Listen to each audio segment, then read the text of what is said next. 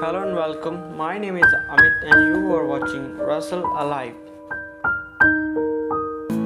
तो आज की वीडियो में मैं बात करने वाला हूँ the raining defending undisputed world place champion Brock Lesnar. जानता हूँ पॉल हेमन की तरह नहीं बोल पाया, लेकिन भाई मेरा कोई गलती नहीं है इसमें। वो आदमी बोलते वक्त पूरा खुला उल्ला कर लेता है और शायद कोई भी नहीं बोल सकता उस तरह जिस तरह पॉल हेमन बोलते हैं। तो वीडियो कितनी लंबी होगी ये तो नहीं जानता मैं, लेकिन हाँ छोटी तो नहीं होने वाली ये जानता हूँ मैं, क्योंकि मैं तो इस आदमी के बारे में बात करने वाला हूँ जिसने रेसलिंग की दुनिया में सबसे ज़्यादा नाम कमाया और सबसे बेहतरीन रेसलर भी है। इनका कोई ऐसा वैसा नाम नहीं है बीस्ट, इनका रियलिटी में नाम बीस्ट है भाई, और बीस्ट हैं भी ये। और मैंने इन्हें प्लेस चैंपियन इसलिए कहा क्योंकि इसने भाई पूरी दुनिया में ही टाइटल जीता हुआ है। हर जगह अगर कहीं भी देख लो इनका झंडा गड़ा हुआ है ब्रॉक लेसनर के नाम का। भाई रेसलिंग की दुनिया में तो गाड़ा ही गाड़ा, लेकिन हाँ फुटबॉल तक को नहीं छोड़ा और भी कदर कंपनी आर्मी तक को नहीं छोड़ा। मतलब हर चीज़ में इन्होंने अपना नाम ज़रूर दिया है। एक इससे ज़्यादा और भी लेट हो मैं जल्दी बताना शुरू करता हूँ। और ये फोटो देख सकते हैं आप, काफ़ी स्मार्ट लग रहे हैं ब्रॉक लेसनर बीएड के साथ अपने। एक और बात, अगर आपने चैनल को सब्सक्राइब नहीं किया तो सब्सक्राइब कर लो और नोटिफिकेशन बेल को कर दो ऑन, ताकि मैं कोई भी वीडियो डालूँ तो सबसे पहले आप तक जरूर पहुँचे। तो शुरू करते हैं ब्रॉक लेसनर की ऑल लाइफ अचीवमेंट्स यानी कि जीवन परिचय और एक लाइन। So let's begin. तो जिसे हम सिर्फ ब्रॉक लेसनर के नाम से जानते हैं, असल में उनका फुल नेम है ब्रॉक एडवर्ड लेसनर। और द बीस्ट इनकार्नेट का जन्म हुआ था 12 जुलाई 1977 यानी कि 1977 and currently age is 43 years and born place is Webster South Dakota US. और अब बात कर लेते हैं इनकी हाइट की। तो इनकी हाइट है 6 फीट 3 इंच यानी कि 191 सेंटीमीटर्स, काफ़ी लंबा है मसल मैन। तो अब बात कर लेते हैं इनके वेट की। तो इनका वेट है 286 पाउंड यानी कि 130 किलोग्राम। और अब बात कर लेते हैं इनके मैरिज की। तो इन्होंने शादी की थी सैबल से और इनका मैरिज टाइम है 2006 and he is the very bad guy और वेरी गुड हस्बैंड। मेरे कहने का मतलब ये है कि जितना इन रिंग बुरा आदमी है उतना गुड हस्बैंड है, मतलब बहुत अच्छे कपल हैं दोनों और काफ़ी खुश हैं। और अब बात कर लेते हैं ब्रॉक लेसनर के बच्चों की यानी कि चिल्ड्रन की। तो इनके 4 बच्चे हैं और उनके नाम है माया लैंड लेसनर, डुक लेसनर और लुक लेसनर, ड्रुक लेसनर। तो काफ़ी अच्छे नाम रखे हैं इन्होंने। ये पहला रेसलर है जिसके बच्चों का नाम पढ़ने में मुझे कोई तकलीफ़ नहीं हो रही है। और अब बात कर लेते हैं इनके पेरेंट्स की। तो इनके पेरेंट्स का नाम है स्टेफनी एंड रिचर्ड और ये रहते थे अपने मॉम डैड के साथ डेयरी फार्म पर, वहीं पे पले बड़े हुए। और इन सब के साथ इनके पास 2 बड़े भाई और एक स्मॉल सिस्टर यानी कि लिटिल सिस्टर है और इनके नाम है टॉरी एंड चैड और लिटिल सिस्टर का नाम है ब्रैंडी। और अब बात कर लेते हैं इनके रहने की। तो ये रहते हैं मैरीफील्ड, सक्सेसफॉन, कनाडा। अब स्टार्ट करते हैं ब्रॉक लेसनर की करियर की, और करियर तो काफ़ी लंबी रही इनकी। So let's start it.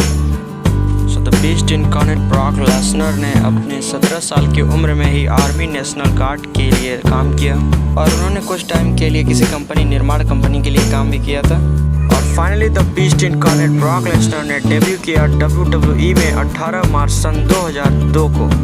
मतलब गजब की इम्प्रेसिंग डेब्यू थी भाई, मतलब सुपरस्टार पूरे भरे हुए थे रिंग में, लेकिन उनके आने के बाद तो शायद ऐसे खाली हुआ रिंग जैसे कभी रिंग भरा ही नहीं था। तो डेब्यू तो काफ़ी डेंजरस रही इनकी, लेकिन रेसलमेनिया 20 में गोल्डबर्ग के साथ मैच हारने के बाद इन्होंने WWE को छोड़ दिया। और अब थोड़ा डिस्कस कर लेते हैं इस मैच के बारे में। बहुत ही अच्छा मैच था ये, गोल्डबर्ग वर्सेस ब्रॉक लेसनर का match WrestleMania 20। Special guest referee थे हमारे stone cold Steve Austin. Match तो मतलब 5 स्टार में से 5 स्टार था।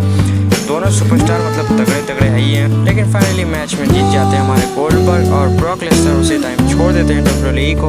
और WWE को ही क्या, उन्होंने तो रेसलिंग ही छोड़ दिया। उसके बाद वो फुटबॉल खेलने लग जाते हैं और फुटबॉल ने उन्होंने NFL के लिए फ़ुटबॉल खेला और इनके साथ साथ मिनेसोटा विकिंग्स के लिए भी फुटबॉल खेला। लेकिन कुछ बड़ा इशू आने के कारण सन 2004 में ब्रॉक लेसनर को फुटबॉल से बाहर कर दिया जाता है।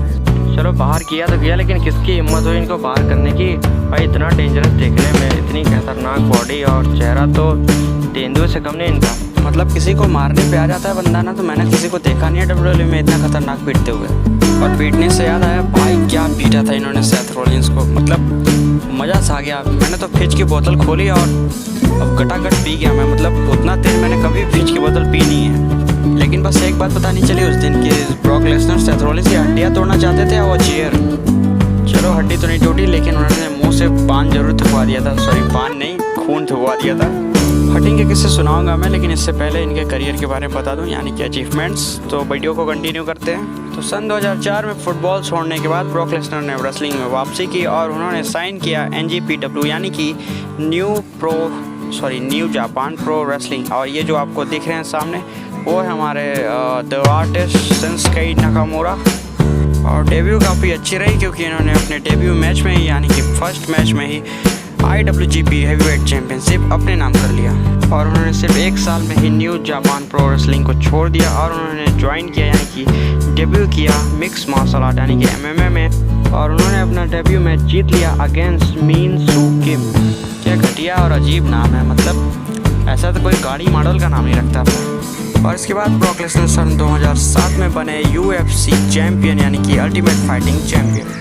उसके बाद ब्रॉक लेसनर एक आध मैच तो जीतते हैं, लेकिन उसके बाद आते हैं इनके सामने फ्रैंक मीर और वो उनसे हार जाते हैं। चलो हारे तो हारे, हारना तो आई है और जीतना तो आई है, लेकिन हाँ अगले फाइट में यानी कि सेकेंड फाइट में इन्होंने हीथ हैरिंग को हरा दिया। और ये बात तो आपको पता ही है कि अगर UFC में कोई हारता है तो काफ़ी कम ही होते हैं जिसको चोट अच्छे से नहीं आती है, नहीं तो बाकी तो मर ही जाते हैं। और इसके बाद सन 2008 में the beast incarnate Brock Lesnar बन जाते हैं हमारे रैंडी कैप्चर को हरा के UFC हैवीवेट चैम्पियन। और इसके बाद ब्रॉक लेसनर में ताव आ जाता है। और ताव आने के बाद ब्रॉक लेसनर मतलब जिससे हारे थे ना, क्या नाम था उसका, फ्रैंक मीर, उसको भी हरा देते हैं अपने रीमैच में। हाँ, पर अगर तो रावण की नहीं रही तो इनकी कहाँ से रहेगी। और इसीलिए ब्रॉक लेसनर को डायबिटिक हो जाता है, जो कि एक बीमारी है जो कि हमारे आँत की दीवारों में सूजन ला देती है और जिससे कि लड़ने में तो काफ़ी दिक्कत है और ये बीमारी फैलती बहुत तेज़ है। और इसलिए ब्रॉक लेसनर को कुछ टाइम तक बैठा दिया जाता है UFC से। फाइनली बीमारी को हराने के बाद हमारे बीस्ट वापस आए और उसके बाद उन्होंने सैन कार्विन को हराकर अपना चैम्पियनशिप वापस ले लिया। पर ये कुछ ही ज़्यादा टाइम के लिए नहीं थी, बस कैन वेलास्केज़ आते हैं और ब्रॉक लेसनर की फाइट होती है तगड़ी सी और वो उनकी चैम्पियनशिप को जीत लेते हैं UFC 121 में। ये 121 एक पेपर व्यू होता है UFC का। और इसके बाद फिर ब्रॉक लेसनर को एक बार फिर से डाइवर्टिकुलेट्स हो जाते हैं और इन्हें फिर से बैठना पड़ जाता है कुछ दिनों के लिए। कह सकते हैं कि जैसे जस्ट लाइक इनके लिए लॉकडाउन लग जाता है और ये बैठ जाते हैं घर पे। हाँ, लेकिन एक बार फिर हराने के बाद ये वापस से UFC में जाते हैं और लेकिन इस बार जाना इनका कुछ ज़्यादा अच्छा रहा नहीं क्योंकि इन्हें मैच हासिल करना पड़ता है एलिस्टियर ओवरीन के साथ और बुरी तरीके से हार जाते हैं ये। और एक तो हार और बार बार बीमारी की वजह से इन्हें UFC से रिटायरमेंट मिल जाती है यानी कि रिटायरिंग मिल जाती है। और अब ब्रॉक लेसनर हो जाते हैं फ्री वापस से WWE में आने के लिए। अब शुरू करते हैं इनकी WWE अचीवमेंट्स। और finally the beast incarnate Brock Lesnar is come back to WWE। और आने के बाद तो मतलब क्या तबाही मचाते हैं ये, कार के तो टुकड़े टुकड़े और जॉन सीना के तो ले ही लेते पूरी। और अब बिल्कुल भी देरी नहीं करते हैं और स्टार्ट करते हैं इनके WWE अचीवमेंट्स और मतलब काफ़ी बड़े मैचेस। और एक लाइन और, सो लेट्स बिगिन।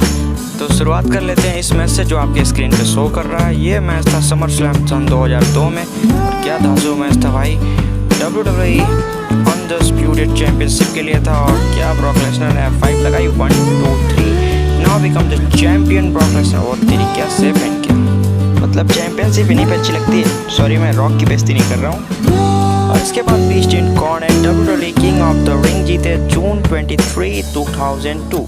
और अब बात कर लेते हैं उस पेपर व्यू की जो मेरा फेवरेट है। इसमें होता क्या है, अंडरटेकर केन को सहारा देकर उठाते हैं, मतलब एक तरह से वो बेवकूफ़ भी बनाते हैं उसे। और उठाने के बाद वो पीछे जहाँ देखते हैं बस केन रिंग के बाहर चले जाते हैं, मतलब फेंक देते हैं अंडरटेकर। और फेंकने के बाद अंडरटेकर को लगता है बस मैं और ब्रॉक बचे और मैं जीत जाऊंगा। बस उधर नज़र चुकी और ब्रॉक लेसनर उनको फेंक देते हैं और हमारे ब्रॉक लेसनर बनते हैं जून 19, 2003 को रॉयल रंबल विनर। और हाँ, एक और मैच जो था रेसलमेनिया 15 में, 15 ही लिखा ना, हाँ 15 में अगेंस्ट कurt एंगल के साथ। क्या दाजू मैच था, दोनों सुपरस्टार एक दूसरे को हरा चुके हैं, लेकिन ये मैच जीतते हैं ब्रॉक लेसनर। और ब्रॉक लेसनर शायद पहला आदमी था कurt एंगल जिसको स्पोर्ट्समैनशिप दिखाई थी उन्होंने और उनसे हैंड शेक किया था, वरना मैंने देखा नहीं है ब्रॉक लेसनर को किसी से हैंड शेक करते हुए। और बात कर लेते हैं ब्रॉक लेसनर वर्सेस कurt एंगल की ही मैच की, जो कि था iron man match. Iron man यानी कि टोनी स्टार्क, हमारे रॉबर्ट डाउनी जूनियर नहीं बल्कि आयरन मैन मैच। आप लोग को तो पता ही WWE में कितना धांसू मैच होता है ये। और इसमें हमारे ब्रॉक लेसनर ही जीत गए थे। कurt एंगल ने कोशिश तो की थी लेकिन जीत तो गए ब्रॉक लेसनर और बन गए चैम्पियन। और एक सबसे मज़ेदार मैच की बात कर लें तो ये मैच था big show versus Brock Lesnar का, स्मैकडाउन जून 12 2003 को। मतलब भाई मोटे हाथी को पटक देते हैं ब्रॉक लेसनर और रिंग की तो मतलब बच जाती है और रेफरी का चेहरा तो देखने लायक होता है। और एक और match against John Cena, SmackDown February 13 and 2003। भाई मैच तो दासू था लेकिन हाँ सिंपली जॉन सीना को F5, उसके बाद 1 2 3।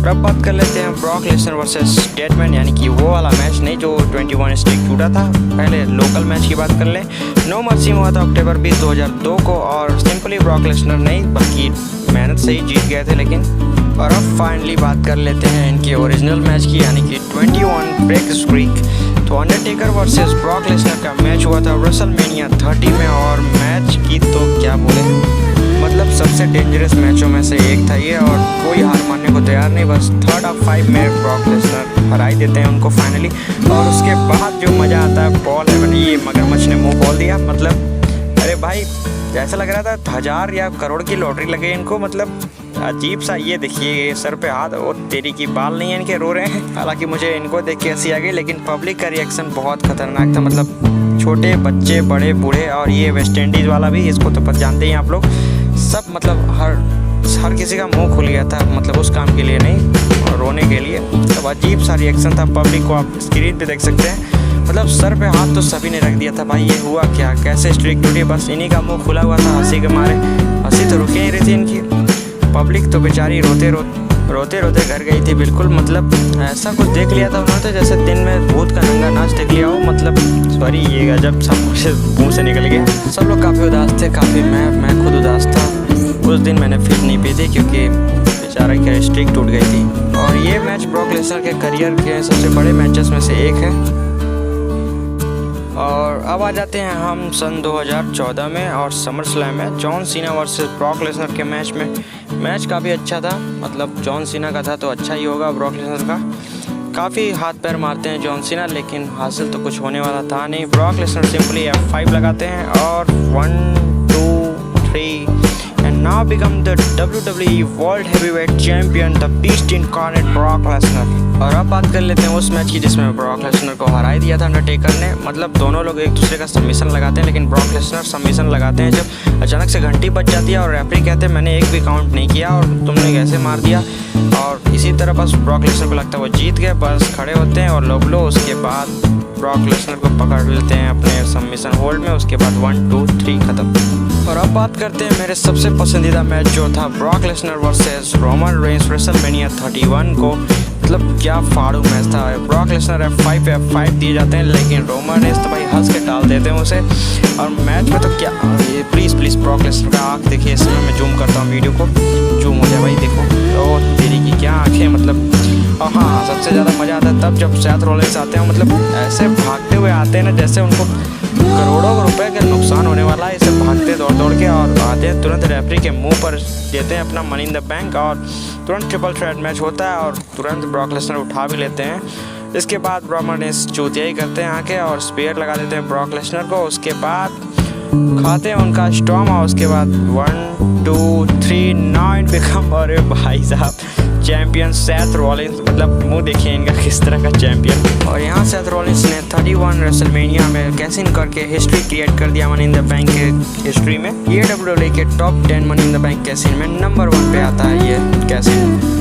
और अब बात कर लेते हैं मेरे फेवरेट मैन की, यानी कि dean Ambrose versus Brock Lesnar की। मतलब क्या मैच था डीन एम्ब्रोज में। मतलब किसी ने भी ब्रॉक लेसनर से इतना खतरनाक फाइट नहीं किया था रोमन रेंस के अलावा। मतलब ये तार देख रहे हैं ना, खा रहे हैं ये, मतलब क्या फाइट था। लेकिन फाइनली ये उठा लेते हैं 5 के लिए और फिर तो मतलब कहाँ से उठेंगे, कुछ ज़्यादा सुप्लेक्स खा गए थे ये, इसलिए बस हो जाते हैं डीन एम्ब्रोज। उसके बाद 1 2 3 वो भी चेयर पे 5 था। और हाँ ये मैच था रेसलमेनिया 32 में और मेरे को तो बहुत इंतज़ार था इस मैच का और मैच सफल रहा क्योंकि जीते तो जीते लेकिन बहुत अच्छा प्रदर्शन था डीन एम्ब्रोज का। और अब बात कर लेते हैं उस मैच की जिसने ब्रॉक लेसनर के सम्मान वापस लौटा दिया था। मतलब काफ़ी बेइज्जती की थी गोल्डबर्ग ने सर्वाइवर सीरीज में, तो मतलब 5 मिनट में शायद हरा दिया था, उससे भी कम में हरा दिया था। हालांकि इस बार हारने वाले नहीं थे ब्रॉक लेसनर और वो F5 लगा ही के डालते हैं और उसके बाद तो फिर शायद बेली बजना बचा होता है क्योंकि टांग उठाते हैं 1, 2, 3 और now become the Universal Heavyweight Champion, the Beast Incarnate Brock Lesnar। वैसे तो मैच बहुत सारे रसल किए इन्होंने, लेकिन मैं सारे मैचेस की नहीं बल्कि इनके बेस्ट मैचेस की बात कर रहा था। अब आते हैं Roman Reigns versus Brock Lesnar WrestleMania 34 की। तो मैं तो सिरा वाली माँ बना ही देते हैं, मतलब ब्रॉक लेसनर काफ़ी F5 खाने के बाद एक बार सर फोड़ देते हैं इनका। उसके बाद तो चेहरा देख लीजिए इनका, मतलब सिरा वाली माँ तो लगी रहे हो। उसके बाद इधर उधर करते हैं रोमन रेंस, लेकिन उठा लेते हैं F5 के लिए। और मेरे को तो फाइनली लग गया था कि रोमन रेंस हारेंगे नहीं, लेकिन वो हार जाते हैं। और उसके बाद ब्रॉक लेसनर बन जाते हैं हमारे यूनिवर्सल चैम्पियन। और एक बात बता दूं आपको, शेल्टन बेंजामिन और ब्रॉक लेसनर काफ़ी अच्छे दोस्त हैं और इन्होंने साथ में ही सीखा था रेसलिंग, मतलब करियर की शुरुआत की थी साथ में। और अब जाते जाते मैं ब्रॉक लेसनर की कुछ इंटरेस्टिंग और फैमिली फ़ोटो दिखाने वाला हूं, तो इसे तो ज़रूर एंजॉय कीजिए आप। सॉरी टू डिस्टर्ब यू, लेकिन एक बात और बतानी है कि ब्रॉक लेसनर पहला ऐसे रेसलर है जिन्होंने WWE चैंपियनशिप और UFC चैंपियनशिप अपने पास रखा है। फाइनली अब आप इंजॉय कर सकते हैं उनके इमेज।